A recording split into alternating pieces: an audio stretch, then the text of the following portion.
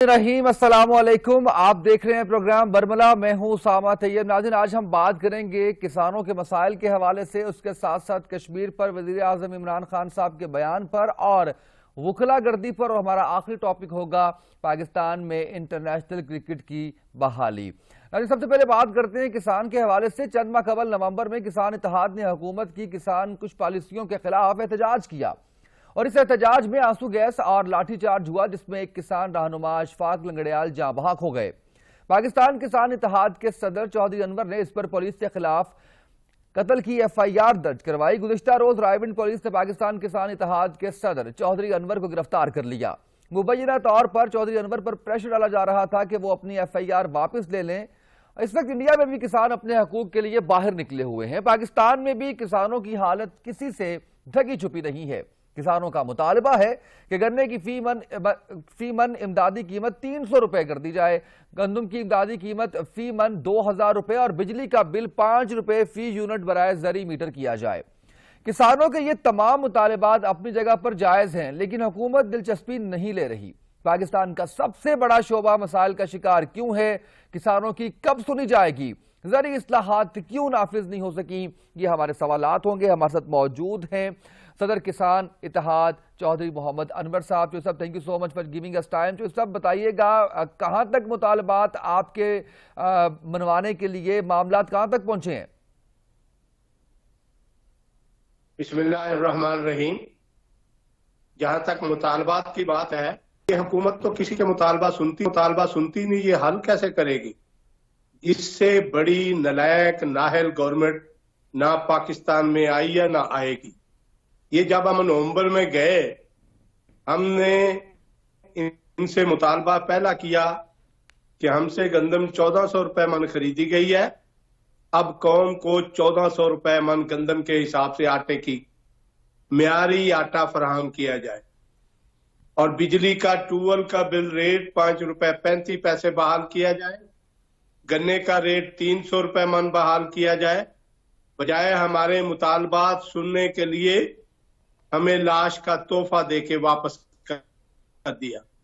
हम पे जहरीला पानी वाटर केन के जरिए इस कदर फेंका गया और उसके बाद आंसू गैस के पुरानी गैस थी जो शेल फेंके गए, जिससे मेरे बहुत सारे किसान जख्मी हुए और रात को इन्होंने मेरे किसान सोए हुए 400 अरेस्ट कर ले। फिर दूसरे दिन फिर आंसू गैस और वाटर केन इस्तेमाल किए गए। हमारा कोई मुतालबा मंजूर नहीं हुआ। ये मौजूदा हुकूमत की समझ नहीं लगती कि ये हमसे 200 रुपए मन गन्ना खरीद के चीनी 100 रुपए किलो बेच रहे हैं। ये हमसे रेट भी नहीं बनवाते कि 200 रुपए मन गन्ना खरीदने से चीनी का रेट 60 रुपए किलो बनता है। शुगर मिल वाला 40 रुपए किलो चीनी पे मुनाफा कमा रहा है। जुल्म की बात ये देखो कि गंदम मेरा किसान पैदा करता है, सब्सिडी फ्लोर मिल को मिलती है। गन्ना मेरा किसान करता है, सब्सिडी शुगर मिल वाला ले जाता है। इस वक्त भी शुगर मिल वाला 100 रुपए चीनी बेचता है और 11 रुपए किलो गवर्नमेंट उसको सब्सिडी। अच्छा चौधरी साहब, इस पे तो मौजूदा हुकूमत कहती है कि देखिए, इससे बड़ी क्या आप हमारी परफॉर्मेंस की बात कर रहे हैं कि हमने चीनी की रिपोर्ट पब्लिक की, हम आवाम के सामने सारा कुछ लेकर आए। देखो, रिपोर्ट पब्लिक करने से पब्लिक को कोई फायदा हो गया क्या? चीनी का रेट 60 रुपए हो गया, हमने उस रिपोर्ट को आग लगानी है।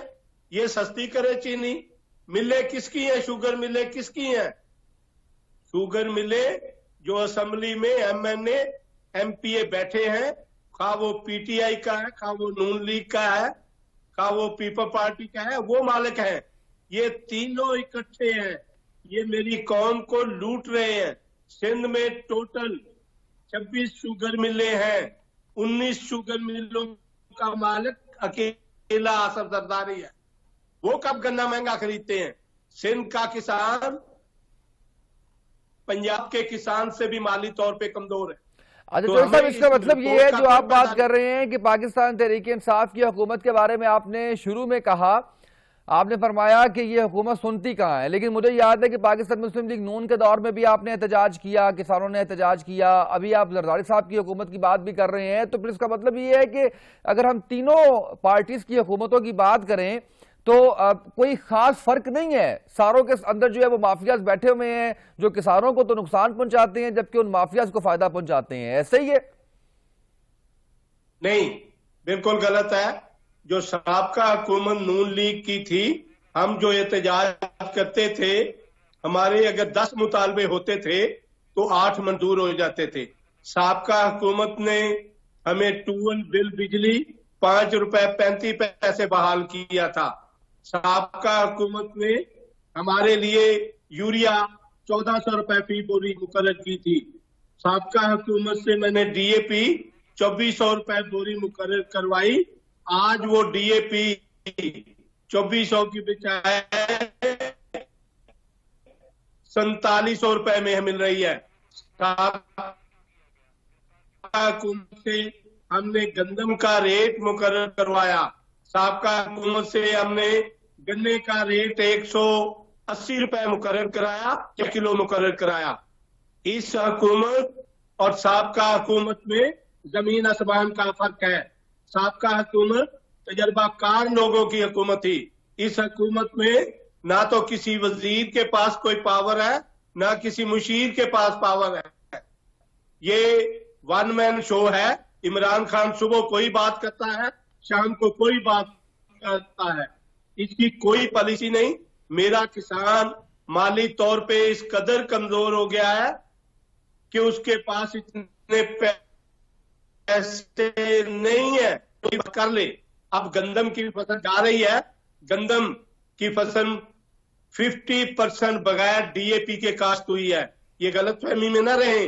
جو گندم کا بحران آ گیا ہے یہ ان سے کبھی پورا نہیں ہوگا. یہ دیکھیں ظلم. اچھا چودھری صاحب یہ بتائیے گا کہ آپ کو کن الزامات کے تحت گرفتار کیا گیا؟ اور یہ سننے میں آ رہا ہے کہ آپ کو دھمکایا بھی جا رہا ہے، آپ پر پریشر بھی ڈالا جا رہا ہے کہ ایف آئی آر واپس لیں، کیا طریقے، کیا ہتھ کنڈے استعمال کیے جا رہے ہیں؟ دیکھیں جی، مجھے لاہور پولیس گرفتار کر کے لے گی مجھے گھر سے، اور لاہور پولیس کے بہادر 20 پولیس والے آئے 3 ڈالوں پہ. جب مجھے وہاں لے کے گئے تو کبھی کچی سڑک پہ لے جاتے تھے، کبھی پکی سڑک پہ، کبھی ٹوٹی سڑک پہ. تو میں نے کہا کہ میں مجرم ہوں، مجھے تھانے لے کے جاؤ. تھانے لے کے ہی نہیں گئے. یہ شام کو رات کے 11 بجے ڈی آئی جی آفس میں لے کے گئے، جس میں 3 ایس پی صاحب بیٹھے تھے اور ایک جو ایس ایس پی تھے، ڈی آئی جی تھے. تو انہوں نے میں نے پوچھا مجھ پہ ایلیگیشن کیا ہے. کہتے ایک جیلی مدعی کھڑا کیا. اس نے کہا میں نے چوری انور کے ساتھ کھانا کھایا. ایف آئی آر کی آپ کو کہانی سنا رہا ہوں. جی پلیز. چائے پی اور 3.25 کروڑ ہوٹل میں دیا. اب چوری انور ہمیں 3.25 کروڑ واپس نہیں دے رہا. وہ کبھی چائے والے ہوٹل پہ کروڑوں روپے کی ٹرانزیکشن ہوئی. اگر آج بینک سے 10,000 بھی لینے جاؤ تو بینک والا 2 سائن 3 سائن کرواتا ہے، 7 شناختی کارڈ کی کاپی لگواتا ہے، تب جا کے پیسے دیتے ہیں. مدعی نہ میں ریون کا رہائشی، نہ مدعی ریون کا رہائشی، دونوں ہم ریون کے رہائشی نہیں ہیں. پرچہ ریون تھانے میں درج کروا دیا.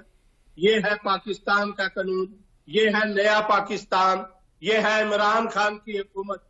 تو مجھے تو لے کے گئے تھے اور مجھ سے 2 مطالبے کیے گئے. ایک دھرنا جو ہم نے 22 کا اعلان کیا تھا یہ واپس لو کال. دوسرا مطالبہ جو آپ نے ہائی کورٹ میں ریٹ کی ہوئی ہے پولیس افسران پہ وہ واپس لو. تو میں نے کہا میں آپ کی کسٹڈی میں ہوں تو میں کیسے واپس لوں گا؟ جب رہا کرو گے میں ضلعوں کی میٹنگ کروں گا صدور کی، پھر فیصلہ کریں گے، ورنہ مجھے بند کر لو. کہتے نہیں جی آپ عزت دار ہو، آپ کو بند نہیں کریں گے. میں نے کہا بڑی عزت کا خیال کیا. 20 جوان آ کے مجھے اریسٹ کر کے لے گئے. ابھی آپ کہتے ہو بڑے عزت دار ہو. تو یہ ماجرا کوئی اور تھا, جیلی مدعی کر کے رخ کہیں اور موڑ دیا. یہ دیکھیں سندھ میں گندم کا ریٹ 2000 روپے من مقرر ہے, پنجاب میں انہوں نے 1600 روپے من مقرر کیا. ان کو کون دے گا 1600 روپے من؟ اور ٹھیک ایک مہینے بعد گندم کی خریداری کے بعد گندم کا ریٹ 2200-2400 روپے من ہو جائے گا. یہ میرے کسان کو 800 روپے من کی ڈنڈی مارنا چاہتے ہیں, ڈکیٹی مارنا چاہتے ہیں, لوٹنا چاہتے ہیں. میرا کسان پہلے ہی لوٹا پڑا ہے, اس کو اور مزید کیا لوٹیں گے؟ تو یہ حکومت جو کسانوں کے ساتھ زیادتی کر رہی ہے. رائٹ سر, بالکل صحیح ہے سر. سر آپ کے ساتھ کھڑے ہوئے ہیں انشاءاللہ. کسان پاکستان کا جس طرح سے ایک معاشی طور پر جس طرح سے حصہ ہیں اس سے کوئی انکار نہیں کیا جا سکتا, اور تمام مسائل حل بھی ہونے چاہیے. حکومت کو اس حوالے سے اپنا رول پلے کرنا چاہیے. بہت شکریہ آپ کا چودھری انور صاحب. اب ہم بات کریں گے کشمیر کے حوالے سے. وزیر اعظم عمران خان نے کوٹلی آزاد کشمیر میں 5 فروری کے حوالے سے ایک جلسے سے خطاب کیا. اس جلسے میں عمران خان نے کہا کہ ریفرینڈم کیا جانا چاہیے جس میں کشمیریوں کو حق حاصل ہو کہ وہ اپنا فیصلہ خود کریں کہ وہ پاکستان کے ساتھ جانا چاہتے ہیں, انڈیا کے ساتھ, یا آزاد رہنا چاہتے ہیں. یہ تیسرا آپشن وہ ایشو ہے جس کو لے کر تحریک انصاف پر شدید تنقید کی گئی ہے. یہ تیسرا آپشن پاکستان کا موقف ہی نہیں ہے. اقوام متحدہ کی قراردادوں کے مطابق ریفرینڈم میں یہ تیسرا آپشن موجود نہیں ہے. اگرچہ کشمیر میں دونوں طرف لوگوں کی ایک قلیل تعداد موجود ہے جو یہ چاہتے ہیں کہ کشمیر نہ پاکستان کا حصہ بنے نہ انڈیا کا حصہ بنے بلکہ ایک آزاد خود مختار ریاست بنے.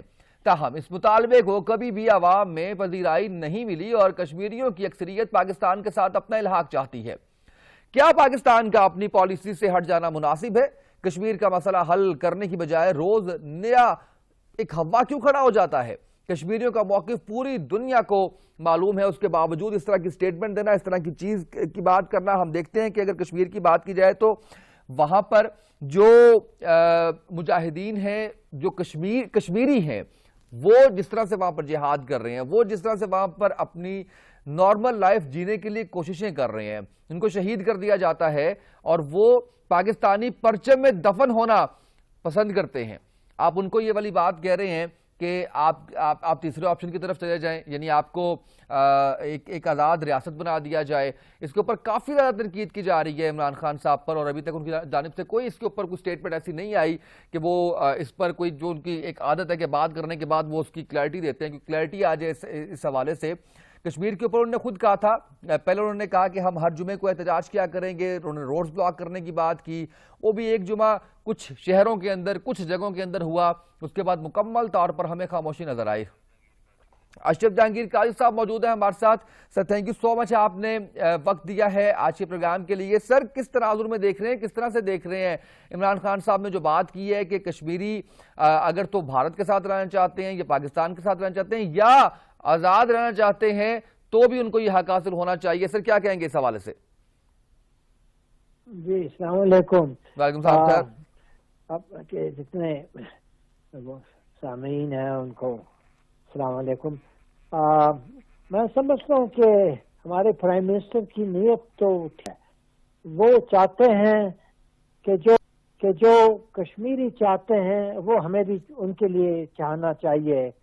کوئی تضاد نہیں ہونا چاہیے پاکستان کے جو اہداف ہیں اور جو کشمیری بھائیوں کے مقاصد ہیں اس میں کوئی تضاد کانفلکٹ نہیں ہونا چاہیے. یہ میں سمجھتا ہوں یہ ان کی نیت ہے جو بذات خود نیک نیت ہی ہے, اس میں کوئی شک نہیں ہے. لیکن ڈپلومیسی میں کچھ ایسے تقاضے ہیں جن کو مد نظر رکھنے چاہیے ہوتے, نہیں تو وہ ڈپلومیسی جو ہے وہ اپنے جو گولز ہیں, مقاصد جو ہیں وہ حاصل نہیں کر سکیں گے. اب جس طرح آپ نے ٹھیک فرمایا کہ یونائٹڈ نیشنز ریزولوشنز میں تو 2 آپشنز ہیں. وہ 2 آپشنز اس لیے ہیں کیونکہ جب انگریز تھے یہاں یونائٹڈ انڈیا میں, برٹش انڈیا میں, تو 600 کے قریب یہ ریاستیں تھیں, اور اگر آپ ان کو چوائس دیتے وہ 600 کے 600 شاید آزادی چاہتے, تو تمام یعنی یہ بر اعظم یہ بر صغیر جو ہے یہ بالکل یہ ڈیوائڈ ہی ہو جاتا ہے. تو انہوں نے دو ہی آپشن رکھے کیونکہ وہ پورے ملک کو تو تقسیم ہونا تھا ان ٹو پارٹس, ایک بھارت اور ایک پاکستان. جو چاہتے تھے پاکستان کے ساتھ علاج کرے وہ ان کے لیے وہ ان کا حق تھا, بشرطے کہ کچھ کنڈیشنز تھے کہ وہ ٹیریٹوریل یعنی کہ کنڈیگوٹی کہ وہ پاکستان کے ساتھ ہو تو تب یہ ہو سکے گا, وہ تو اور بات ہے. تو اس لیے یونائٹڈ نیشنز میں وہ کیونکہ وہ انڈیا انڈیپینڈنس ایکٹ میں بھی دو آپشنز تھے, پاکستان اور ہندوستان, اور یونائٹڈ نیشنز ریزولوشنز میں بھی دو آپشنز تھے کہ انہوں نے کہا کہ بھئی اسٹیٹس کو یہ حق نہیں ہونا چاہیے کہ وہ انڈیپینڈنٹ ہو. تو اسی طرح کشمیر کے لیے بھی یا پاکستان یا ہندوستان. اب اگر آپ ہٹ جائیں گے یونائٹڈ نیشنز ریزولوشن سے تو پاکستان کا جو ڈپلومیٹک موقف ہے وہ تباہ ہو جائے گا, کیونکہ ہمارا سارا انحصار فاؤنڈیشن بنیاد جو ہے وہ یونائٹڈ نیشنز ریزولوشن ہے. ایسے ہی ہے سر. اگر قائد صاحب یہ بتائیے گا کہ اس وقت جو کوششیں کی جا رہی ہیں حکومت کی جانب سے, کافی شدت نظر آتی تھی جب حکومت نئی آئی تھی کشمیر کے معاملے پر, لیکن پریکٹیکلی جو کچھ کہا گیا اس وقت یا حکومت میں آنے سے پہلے وہ چیز انفارچونیٹلی نظر نہیں آ رہی. سر کیا وجوہات ہو سکتی ہیں اس کی؟ ابھی آپ کشمیر کی بات سے ہٹ گئے, کہیں اور جا رہے ہیں آپ؟ نہیں, میں کشمیری کی بات کر رہا ہوں سر, کشمیر کی بات کر رہا ہوں. تو کشمیری کی بات میں کر رہا ہوں کہ دو چیزیں ہیں جو ہمیں مد نظر رکھنا چاہیے. ایک تو یونائٹڈ نیشنز ریزولوشنز, کیونکہ اس کے بغیر پاکستان پارٹی بھی نہیں بنتا ہے کشمیر ڈسپیوٹ کے حوالے سے. اور جو ہندوستان نے کلیم کیا کہ کشمیر نے الحاق کیا ہے ہندوستان کے ساتھ, تو اس کو چیلنج کرنے کے لیے آپ کے پاس یونائٹڈ نیشنز ریزولوشن ہے. اگر اس سے آپ منحرف ہو جائیں گے تو انڈیا کے کلیم کو کیسے آپ چیلنج کریں گے؟ تو یونائٹڈ نیشنز ہمارے کشمیر پالیسی کی بنیاد ہے. اس سے اگر ہٹ جائیں گے تو نہ پاکستان کو فائدہ نہ کشمیریوں کو فائدہ, صرف ہندوستان کو جو آج یونائٹڈ نیشنز ریزولوشن کو تسلیم ہی نہیں کرتا ہے. دوسری بات, پاکستان کانسٹیٹیوشن میں ایک آرٹیکل ہے 257 اس میں کہا گیا ہے کہ جب ہمارے کشمیر بھائی پاکستان کے حق میں ووٹ کریں گے تو جو رشتہ ہوگا پاکستان اور کشمیر کے درمیان وہ ہوگا جو کشمیر چاہتا ہے. یہ نہیں جو کانسٹیٹیوشن آف پاکستان نے کہا ہے فیڈریشن اور پروونسز کے درمیان, وہ ہوگا جو کشمیر چاہتا ہے. اب اس کا مطلب یہ نہیں ہے کہ وہ پاکستان کو جوائن کریں گے اس لیے کہ وہ پاکستان کو چھوڑنا چاہتے ہیں. وہ پاکستان کے اندر رہتے ہوئے وہ اپنا رشتہ قائم کریں گے فیڈریشن کے ساتھ, not according to the normal federal province, لیکن according to what they want. ہو سکتا ہے وہ زیادہ آٹونومی چاہتے ہوں, تو اس کی اجازت 257 نے دیا ہے. تو ایک تو یونائٹڈ نیشنز ریزولوشن ہے, اس اسٹیٹمنٹ سے اس کی خلاف ورزی ہوتی ہے, اور دوسری آرٹیکل 257 پاکستان کانسٹیٹیوشن کا, اس کی بھی خلاف ورزی ہوتی ہے. اب اس سے بہت نقصان پہنچ سکتا ہے پاکستان کی ڈپلومیسی کو. اور ساتھ ساتھ ہمارے پرائم منسٹر نے غالباً یہ بھی کہا کہ آزاد کشمیر کے لیے بھی میں یہی چاہتا ہوں. اب آزاد کشمیر میں تو کوئی تحریک نہیں چل رہی ہے کہ پاکستان کو ہم رہنا نہیں چاہتے پاکستان, یا پاکستان کے ساتھ ہم الحاق نہیں چاہتے ہیں, یا ہم انڈیا کے ساتھ جانا چاہتے ہیں, یا ہم آزاد ہونا چاہتے ہیں, ایسی کوئی بات نہیں. ہاں, وہ ایسی کوئی تحریک نہیں ہے. کچھ لوگ ہوں گے بہت کم, لیکن کوئی ایسی بات نہیں ہے. جس طرح مقبوضہ کشمیر میں کوئی بھی نہیں چاہتا ہے, خاص طور وادی میں ہندوستان کے ساتھ علاقہ کوئی بھی نہیں چاہتا ہے. ہاں, وہ کچھ لوگ پاکستان کے حق میں کچھ آزادی کے لیے ہیں, لیکن ان کے لیے 257 ہے جو آزادی کا جو آپشن ہے پاکستان آپشن میں شامل ہو جاتا ہے کہ پاکستان میں رہتے ہوئے ان کو پوری آزادی ہوگی, میکسیمم آٹونومی, میکسیمم.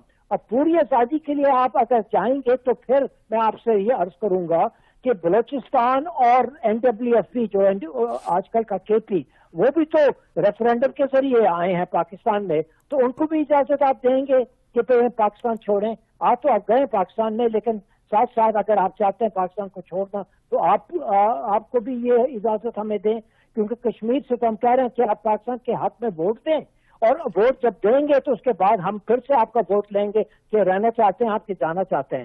اس کی کوئی ضرورت ہی نہیں ہے.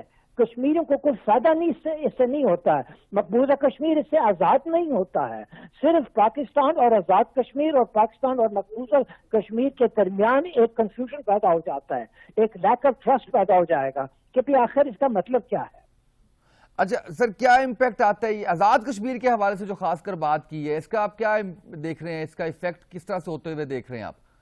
نہیں, میں سمجھتا ہوں کہ ابھی یہ انہوں نے وضاحت کی ہے یا کرنے والے ہیں کہ بھئی پرائم منسٹر نے جو سٹیٹمنٹ دیا اس کو غلط سمجھا گیا, ان کا مقصد یہ نہیں ہے. اور غالباً فارن آفس کی طرف سے ایک بیان بھی آیا ہے کہ پاکستان کی پالیسی جو ہے یو این ریزولوشنز پہ وہ مبنی ہے.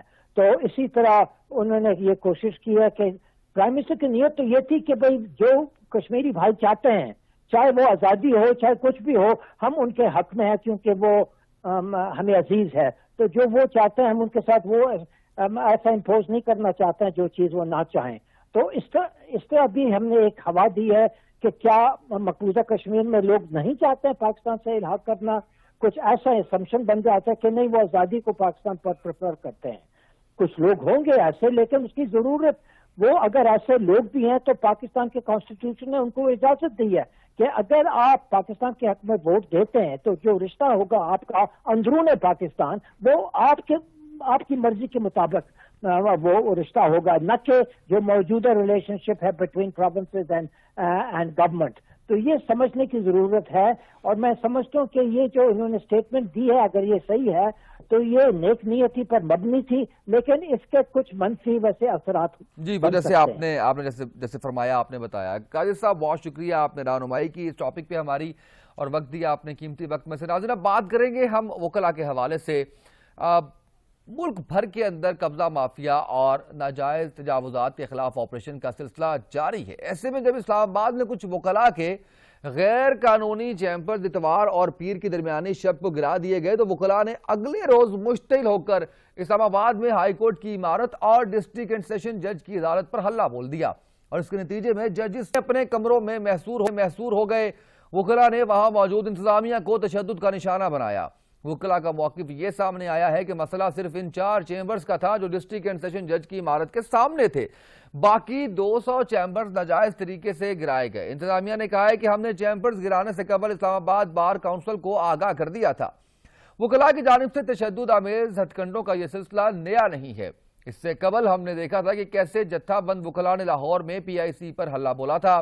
وکلاء اس وقت ایک مافیا کی شکل اختیار کر چکے ہیں اور ان کو کوئی بھی شخص روکنے کی جرات نہیں کر پا رہا. جسٹس افتخار چودھری کی بحالی کے دوران وکلاء نے مشرف حکومت کے خلاف بھرپور مزاحمت کی اور اپنا لوہا منوایا, لیکن اب وکلاء اپنی قوت غلط کاموں میں صرف کرنا چاہتے ہیں. عارف چودھری صاحب موجود ہیں ہمارے ساتھ. Sir, thank you so much for joining us. اس ٹاپک پہ آپ نے ہمیں وقت دیا ہے. چودھری صاحب, وکلاء کی جانب سے جو کچھ کیا گیا اسلام آباد میں, اس سے پہلے بھی جس طرح سے نامناسب لفظ ہے, اگر میں وکلاء گردی کا لفظ استعمال کروں مجھے خود پسند نہیں ہے, لیکن سر یہ کس طرح سے کنٹرول ہوگا معاملہ؟ میں حیران ہوں کہ واقعے کا وہ پہلو جو خوفناک ہے, وکلاء کے ساتھ جو زیادتی ہوئی ہے, وہ کوئی بھی اس پہ توجہ دینے کے لیے تیار نہیں ہے. ہوا یہ ہے کہ رات کے اندھیرے میں وکلاء کے چیمبرز جو باقاعدہ انہوں نے بار ایسوسی ایشن کے سرٹیفکیٹس کے ساتھ بنائے تھے, جو انہوں نے انہیں الاٹمنٹ سرٹیفکیٹ دیے ہوئے تھے, اور وہ چیمبرز گرا دیے گئے ہیں اور انہیں کسی طرح کا کوئی نوٹس نہیں ہے, جس کے اندر ان کے اپنا فرنیچر, ان کا قیمتی سامان سارے کا سارا ملیا میٹ ہو گیا ہے, اور کچھ اس طرح ہوا ہے جس طرح جنگ ڈکلیئر کر دیا ہے, خدا نہ خواستہ کو غیر ملکی افواج جو ہے وہ آ کے حملہ آور ہو جائے. اور اس طرح کی سچویشن پیدا کرنے کے بعد یعنی یہ وکلاء گردی کوئی تھوڑا سا تو کوئی وکلاء کے بارے میں سوچا جائے کہ یعنی یہ وہ کچہری ہے جس کا یعنی جس کی اپنی جگہ یعنی عدالتیں جو ہے وہ ساری کی ساری غیر قانونی جگہ پہ بنی ہوئی ہے. ہائی کورٹ جس جگہ اس وقت کام کر رہی ہے وہ جگہ ڈسٹرکٹ کورٹس کی ہے, اس کے لیے منظور شدہ کمپلیکس جو ہے وہ اس کی طرف کوئی توجہ نہیں دی جا رہی, اور اس کی کئی دفعہ ڈیڈ لائن دی گئی, ابھی تک کام نہیں شروع ہوا. ہونا یہ چاہیے تھا کہ وہ پہلے وہ بن جاتی اور ہائی کورٹ جو ہے وہ اپنی عمارت جو اس کی کانسٹیٹیوشن ایونیو پہ بن رہی ہے وہ تعمیر ابھی تک وہ بھی مکمل نہیں ہوئی. وہ وہاں ہائی کورٹ وہاں پہنچ جاتی. ڈسٹرکٹ کورٹ جو تھی اس کے لیے کمپلیکس جس میں وکلاء کے چیمبرز وغیرہ سب کچھ شامل تھا وہ تیار ہو جاتے. پھر وکلاء جو تھے وہاں سے اس جگہ شفٹ ہو جاتے. اب کئی سالوں سے یہ سلسلہ چلتا آ رہا ہے کہ کیا جس طرح کی سچویشن ہے وکلاء کے پاس کوئی جگہ نہیں ہے, وہ وکلاء وہاں بیٹھے ہوئے ہیں. اور اس طرح کون سا طوفان آ گیا تھا کہ یعنی سارے شہر میں تجاوزات CBA جو ہے وہ کوئی گرا نہیں رہی, کوئی توجہ نہیں دے رہی. وکلاء کے چیمبرز کی طرف آ کے انہیں حملہ آور ہو جانا اور ان کی اس طرح کی صورتحال. اور پھر اب چیف جسٹس صاحب جو ہے انہوں نے ریجز بلا لیے ہے, یعنی جنگ ڈکلیئر کر دی ہے. یہ چیزیں تھوڑا سا وکلاء گردی والا لفظ جو ہے انتہائی نامناسب ہے. آپ اس کا وہ پہلو ضرور توجہ دیں جو اس وقت یعنی بہت کم لوگ اس کی طرف توجہ دے رہے ہیں. میں یہ جان نہیں پایا کہ آپ نے جب میں اس ٹاپک کے انٹرو پہ تھا تو کہاں سے جوائن کیا ہے. میں نے پورا معاملہ بتایا, اس کے اندر یہ بھی بتایا ہے کہ وکلاء کا موقف یہ ہے کہ وہ 200 چیمبرز جو غیر قانونی ہے وہ نہیں گرائے گئے, کیونکہ یہ جو ججز ہیں ان کے قبروں کے سامنے کے ہیں, ان کو گرایا گیا ہے. میں نے یہ بھی بتایا کہ انتظامیہ نے کہا کہ ہم نے چیمبرز گرانے سے پہلے ہم نے بار کونسل کو اس حوالے سے آگاہ کر دیا تھا. لیکن جو سب سوال یہ پیدا ہوتے ہیں, جیسے آپ کہہ رہے ہیں کہ ججز کے اپنے جو آپ عدالتوں کی آپ بات کر رہے ہیں, تو اس کا مطلب ہے کہ یہ جو وکلاء کے چیمبرز ہیں یہ بھی غیر قانونی جگہ پر بنے ہوئے ہیں, جو عدالتیں ہیں وہ بھی غیر قانونی جگہ پر بنی ہوئی ہیں. نمبر 1. نمبر 2 سر, جو بات آپ کر رہے ہیں, میں صرف پوچھنا یہ چاہ رہا ہوں کہ اس کے بعد جو تشدد کیا گیا وکلاء کی جانب سے, اس سارے معاملے کو کیا جسٹیفائی کیا جا سکتا ہے اس چیز سے؟ میں سمجھتا ہوں کہ یہ کسی طرح بھی جسٹیفیبل نہیں ہے. اس کی وجہ یہ ہے کہ جس طرح کی سچویشن پیدا کی گئی ہے, اب چونکہ بہت سارے وکلاء نوجوان وکلاء ہیں جن کے چیمبرز گرائے گئے ہیں, تو انہوں نے اس حد تک اشتعال میں آئے وکلاء کہ انہوں نے وہ اپنے سینئرز کے چیمبر جو تھے وہ بھی انہوں نے جا کے گرا تو نہیں سکے, لیکن وہاں انہوں نے اس کے شیشے توڑ دیے. بار کونسل کے ممبرز کے انہوں نے شیشے توڑ دیے کیونکہ وہ اشتعال میں تھے. اور یہ اشتعال جو ہے اس کے میں تو اس کے محرکات کی طرف میں جا رہا ہوں زیادہ تر, اور ہونا یہ نہیں چاہیے. یہ تو میں سمجھتا ہوں کسی کو بھی یہ حق نہیں پہنچتا کہ وہ قانون کو اپنے ہاتھ میں لے. میں اس کی بالکل مذمت کرتا ہوں. ایسا نہیں ہونا چاہیے تھا کہ وکلاء کی طرف سے بھی اس طرح کی زیادتی, لیکن صورتحال اس طرح کی ہوئی جو کسی کے قابو میں نہیں تھی. اگر یہی کام اس طرح کیا جاتا کہ اس سے پہلے باقاعدہ بار کونسل کے ممبران کے ساتھ اور بار ایسوسی ایشن کے ساتھ باقاعدہ میٹنگ کی جاتی, ٹائم دیا جاتا جی کہ اتنے وقت میں آپ اسے خالی کر دیں ورنہ ہم گرا دیں گے, اس کے بعد آ کے گراتے تو پھر چلو بات کو سمجھ بھی آتی تھی کہ بھی انہوں نے کہا ہوا ہے. اب تو یہ معاملہ کافی دیر سے بالکل رک چکا تھا, کوئی اس پہ توجہ نہیں دی جا رہی تھی اور کوئی کسی کو نوٹس نہیں تھا. اس وجہ سے میں یہ سمجھتا ہوں کہ یہ زیادہ تکلیف دہ بات ہے کہ جو کچھ ہوا وہ اس کا ریئیکشن تھا اور وہ پرپورشنیٹ سے ریئیکشن شاید زیادہ آیا ہے. لیکن جب آپ دیکھیں کہ ایک نوجوان جس کا آپ چیمبر گرا دیتے ہیں, جس کے اندر اس کی تمام قیمتی سامان جو ہے وہ ملیا میٹ کر دیتے ہیں, تو اس کے بعد نیچرل بات ہے کہ اس کا اس طرح کا ریئیکشن اور سوسائٹی جو ہے اوور آل جس طرح ٹھیک ہے. اس کا مطلب انتظامیہ جھوٹ بول رہی ہے اس معاملے پہ کہ ہم نے بار کونسل کو بتا دیا تھا, یہ کیا ان کی طرف سے جھوٹ بولا جا رہا ہے؟ کیونکہ وہ تو کہہ رہے ہیں ہم نے بتا دیا تھا. نہیں, اس طرح بات نہیں ہوتی. بار کونسل کو بتانے والی کیا بات ہے؟ بات تو یہ ہے کہ جن کے چیمبرز ہیں, یہ تو معاملہ تو بار ایسوسی ایشن کا ہے. بار کونسل کا چیمبرز کے ساتھ کوئی تعلق نہیں ہوتا. معاملہ بار ایسوسی ایشن کا ہے. ڈسٹرکٹ بار ایسوسی ایشن ذمہ دار ہوتی ہے جو چیمبر الاٹ کرتی ہے. یہ زیادہ تر وہ چیمبرز گرے ہیں جو لوگوں کو الاٹمنٹ سرٹیفکیٹ دیے ہوئے تھے. جہاں تک میں سمجھتا ہوں کہ جو چیمبرز تھے ان کے سامنے بالکل ججز کے عدالتوں کے سامنے یا ان کے چیمبرز کے سامنے جو چیمبر بنائے گئے تھے اس کا کوئی جواز نہیں تھا.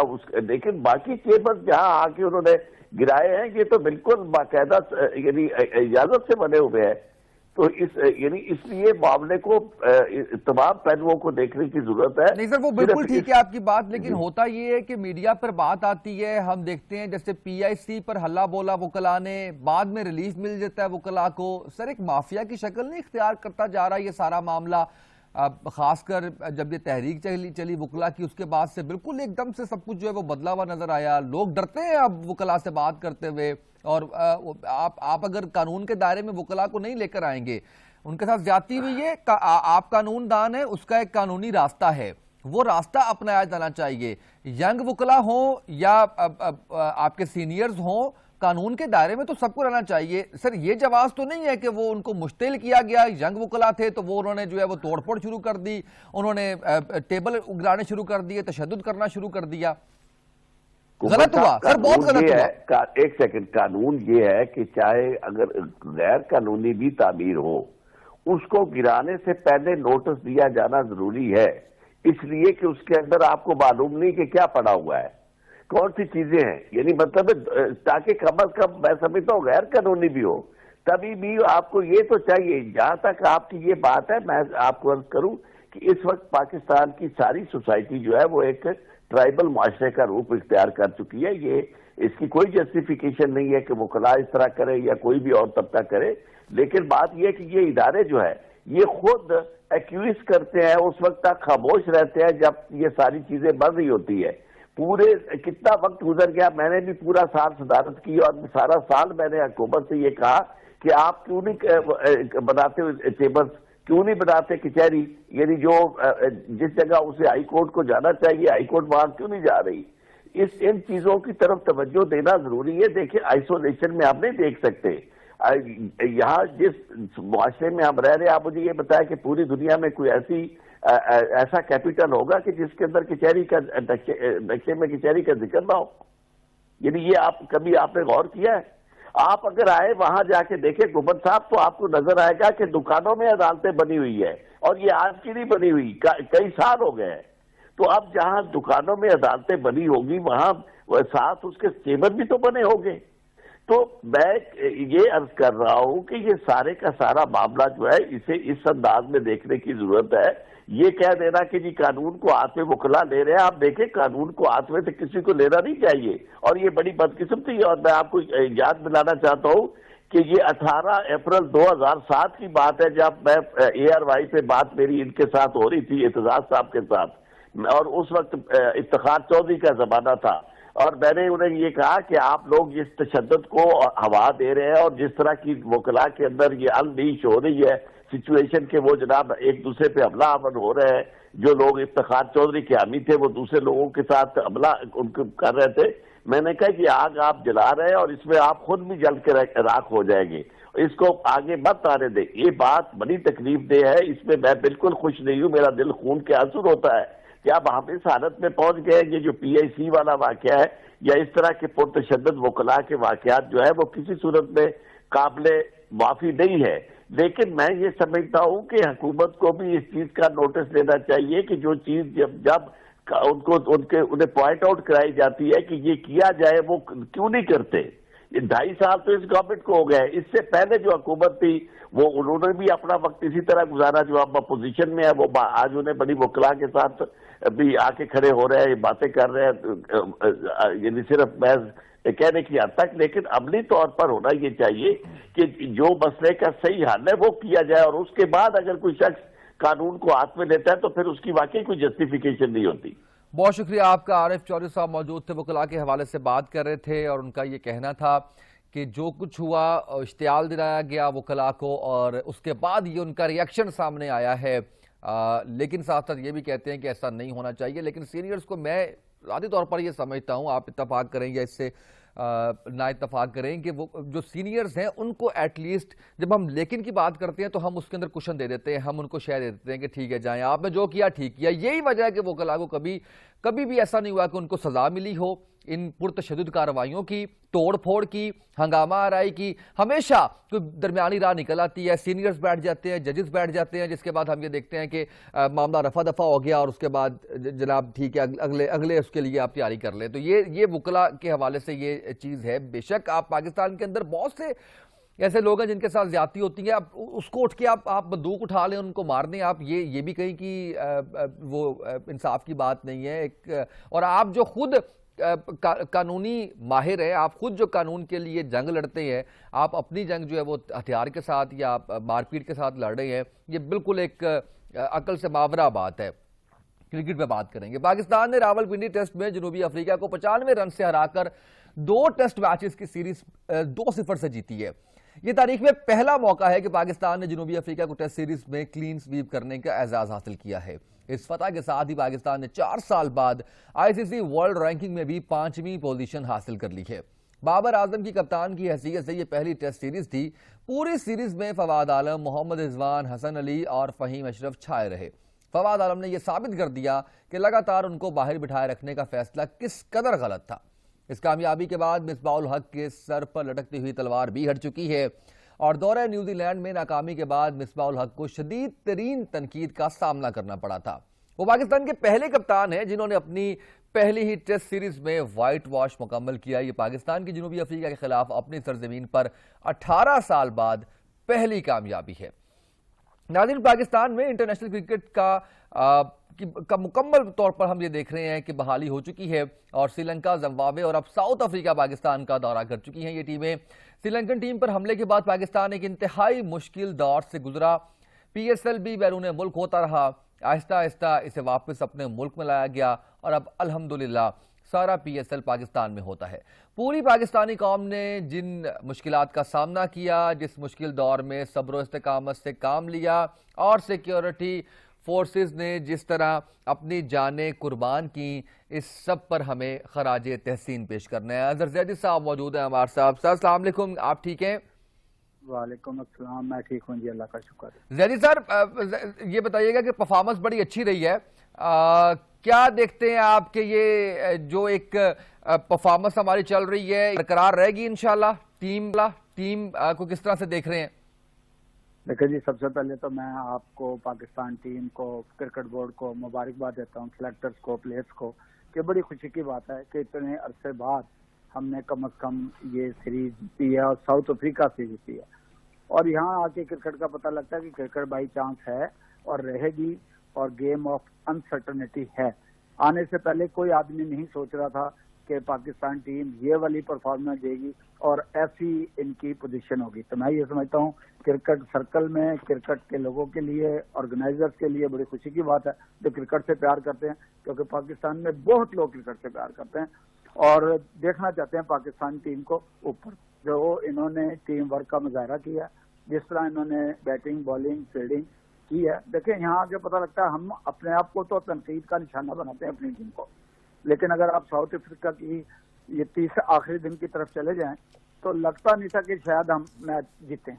تو وہ ٹیم ورک یہ ہوتا ہے کہ ایک دم جیسے ہی ایک آؤٹ ہوا اس کے بعد ایسا لگا کہ جیسے ٹیم ہی نہیں ہے۔ تو میں بہت بہت مبارکباد دیتا ہوں اور بڑا اچھی بات ہے، لیکن اگلا جو سوال ہے آپ کا کہ اس کو کنٹینیو رکھیں گے کہ نہیں، یہ اس سے وہ ہے کہ اگر آپ محنت کریں گے، ٹیم ورک جاری رکھیں گے، ہر آدمی اپنا رول ادا کرے گا، تو میرا خیال ہے کہ پھر اسی طرح دیکھیں ہم ہمیشہ شارجہ میں، دبئی میں، پاکستان میں ہماری ٹیم کبھی برا نہیں کھیلی۔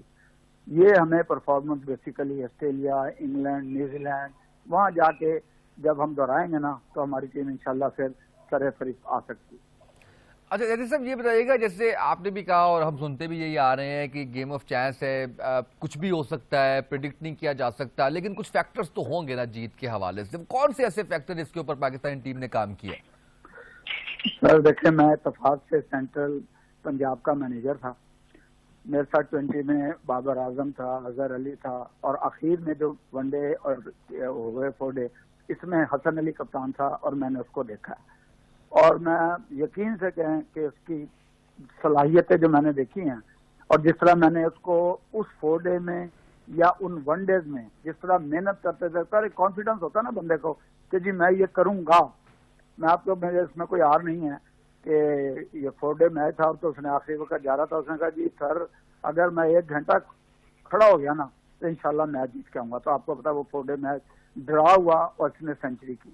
تو میں نے اس لڑکے میں بڑی لگن، محنت اور یہ چیز دیکھی ہے کہ یار بلکہ لڑکوں کے ساتھ بھی اس کا یہی سلوک تھا کہ یار آپ اگر محنت کر رہے ہو نا تو 5 آؤٹ کر کے دکھاؤ، یہ کوئی آؤٹ نہیں ہے کہ 2 آؤٹ کر لیں۔ تو اسی طرح باقی لڑکوں کا، بابر اعظم جب بھی کھڑا ہوتا ہے آپ کا پتا وہ ٹیم کو کافی مشکلوں سے نکال کے لے لیتا ہے، لیکن ابھی ہمیں میڈل آرڈر میں، اور پھر وہی ہے کہ جب آپ پھنسے ہوئے میچ کو نکال کے جاتے ہیں نا تو پھر آپ پاپولر بھی تبھی ہوتے ہیں اور آپ کا نام بھی تبھی بنتا ہے۔ بالکل ایسا ہی ہے۔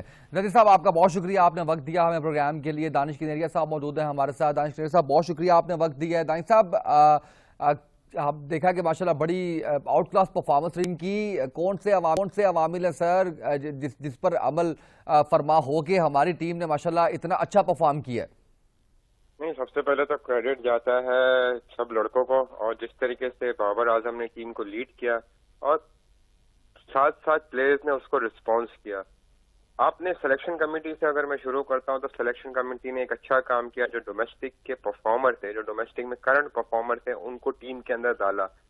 اسی سے ریفلیکٹ کرتا ہے کہ آپ جب نیوزی لینڈ ٹور پہ گئے ہوئے تھے تو آپ نے T20 کے پلے ٹیسٹ اسکواڈ میں ڈالے ہوئے تھے. تو T20 والے پرفارم نہیں کر پائیں گے ٹیسٹ میچز میں. آپ کو ٹیسٹ میچز کے لیے ڈومیسٹک کے پلیئر اور جو پرفارمر ہے وہ چاہیے تھے. تو جس طرح نعمان علی آیا، حسن علی نے کم بیک کیا 2 سال کے بعد، اپنا فٹنس گین کر کے ڈومیسٹک میں ٹاپ بالر بنا، وہاں پر بالنگ کی ہے لمبی تو آ کے آؤٹ کرنے میں کامیاب ہوا. پھر اس کے بعد محمد رضوان کنسسٹنٹ پرفارمنس کرتے جا رہے ہیں تھرو آؤٹ انگلینڈ ٹور سے ہم نے دیکھا، نیوزی لینڈ میں کیا، اور ابھی.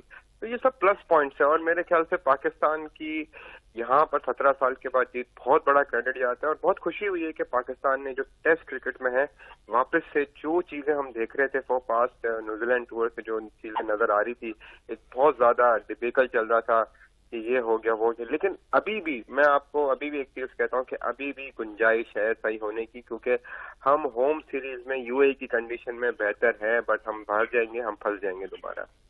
جو باتیں چل رہی تھی کوچز کے حوالے سے اور چینجز کے حوالے سے، ابھی وہ کتنی جان پکڑے گی، کیونکہ سب کے مواد لگے ہوئے ہیں. کیونکہ خاص طور سے بہت سارے ایسے میڈیا سرکلز ہیں اور میڈیا کے لوگ ہیں کہ وہ چاہتے ہیں کہ یہ لوگ بہت زیادہ انہوں نے آواز اٹھائی تھی کہ بھائی مصباح کو نہیں ہونا چاہیے، کوچ وقار یونس کو نہیں ہونا چاہیے. ابھی سب چینج کیوں ہو گئے یہ مجھے آج تک سمجھ نہیں آئی. اگر آپ مجھے تھوڑا سمجھا سکے تو I will be really nice to hear from you.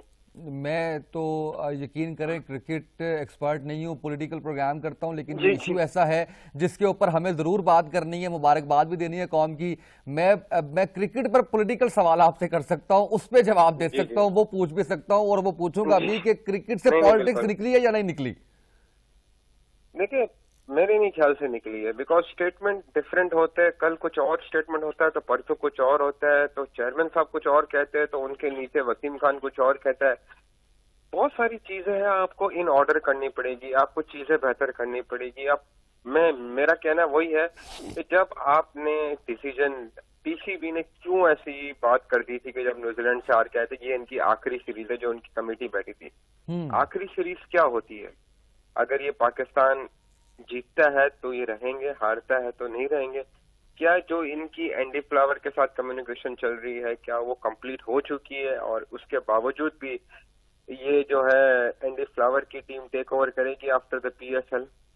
باتیں تو ہے بہت سرکل میں، کیونکہ ٹیسٹ میچ جیت گئے آپ، ابھی T20 میں آپ نے کرنا ہے. یہاں پر تو باتیں تو گھومیں گی. اگر T20 میں آپ میچ ہار گئے یا کچھ ہو گیا تو پھر واپس وہی بات آئے گی، پھر بھول جائیں گے کہ بھائی 2 ٹیسٹ میچ میں لڑکوں نے کیا کیا تھا. We have to be very very realistic کہ ویئر وی اسٹینڈ. ہمیں اپنی کنٹری کا اور ہمیں اپنے پاکستان کی جو وہ ہے نا امیج، وہ بہت زیادہ وہ کرنی کلیئرٹی کے ساتھ. بورڈ ہوتا ہے، بورڈ کلیئرٹی کے ساتھ ہے، پلیئر کے ساتھ کلیئرٹی رکھے، روٹیشن پہ کام کرے، روٹیشن پہ پلیئرز کو لے کے آئے. جیسے ابھی تابش خان کے ساتھ بات کرے کہ زیادتی کی ہے، میں نہیں سمجھتا اس کے ساتھ زیادتی کی ہے. آئی تھنک اس کو ایک آنر کیا، ٹھیک ہے اس کی پرفارمنس تھی، اس کو لے کے آئے، لیکن اس کی جگہ ابھی نہیں بنتی تھی پاکستان ٹیم میں.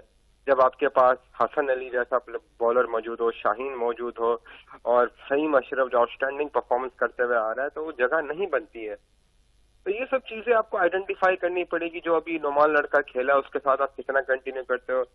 یاسر شاہ کی جو پرفارمنس ہے ڈکلائن کی طرف ہے، کیونکہ اس کے اوپر پریشر آیا تھا، نظر بھی آیا پنڈی میں جہاں وکٹ نے مدد نہیں کی تو وہ اس طرح وکٹ لینے میں کامیاب نہیں ہوئے. کراچی میں بال اوپر نیچے رہ رہا تھا، بریک ہو رہا تھا، بہت زیادہ آکورڈ ہو گیا تھا، تو وہاں وہ وکٹیں لینے میں کامیاب ہوا. اس کی وجہ سے یاسر کی جو وکٹیں New Zealand, South Africa, Australia میں وہ فیل رہا ہے زیادہ تر.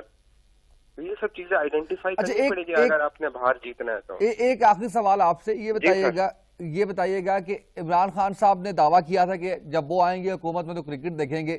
تبدیلی آئی ہے کوئی کرکٹ کے اندر پازیٹیو سے؟ تبدیلی تو سر یہ آئی ہے نا کہ ڈپارٹمنٹ بند ہو گئے. اچھا، یعنی جیسے تبدیلی باقی معاملات کے اندر آئی ہے کم و بیش ویسی معاملات میرے خیال سے دیکھیں ہمیں we have to stick with it. اور عمران بھائی پوری اپنی دیکھیں ان کی کوشش ہے کہ ہماری جو کرکٹ ہے وہ بیٹرمنٹ کی طرف جائے.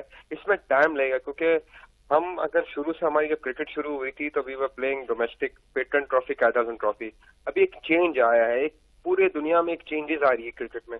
تو ہمیں تھوڑا سی شروع میں تو چیزیں بری لگتی, لیکن اگر یہ کنٹینیوٹی پہ چلی گئی تو آنے والے وقت میں یہی سب سے بیسٹ کرکٹ لگے گی سب کو, کیونکہ آپ کو وہ مل رہی, کوالٹی مل رہی, کوانٹٹی آپ کی کم ہو گئی ہے لیکن کوالٹی پلیئرز آپ کو نکل کے سامنے آ رہے ہیں اور فوکس کیا جا رہا ہے ڈومیسٹک کو. بالکل ٹھیک ہے. بہت شکریہ جی آپ کا دانش کنیز صاحب, آپ نے وقت دیا ہمیں آج کے پروگرام کے لیے. کرکٹ پہ ہم نے بات کی, ہم نے کشمیر کے ایشو پہ بات کی, اس کے ساتھ ساتھ ہم نے کسان کے حوالے سے بھی ہم نے بات کی ہے اور ان کے مسائل کو بھی بڑے اچھے سے ہم نے اجاگر کیا. وکلاء نے جو کچھ کیا اس پہ بھی بات کی. آج کے ہمارے اس پروگرام سے اتنا ہی, اجازت دیجیے, اللہ حافظ.